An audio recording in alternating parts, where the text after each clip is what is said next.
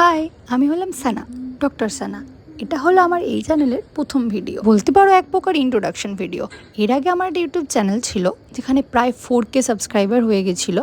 তো 4K subscriber কিন্তু কম না, যারা নতুন বিগিনার তারা জানে কতটা টাইম এফোর্ট দিতে হয়। কিছু আননোন স্ট্রাইকের জন্য সেটা টেক ডাউন হয়ে গেছে। তো এটা আমার নিউ চ্যানেল। যারা আমাকে আগে থেকে চেনো আর যারা চেনো না তাদের জন্য বলে রাখি, আমি ডাক্তারের পাশাপাশি রান্না করতে, ঘুরতে আর খেতে প্রচণ্ড ভালোবাসি।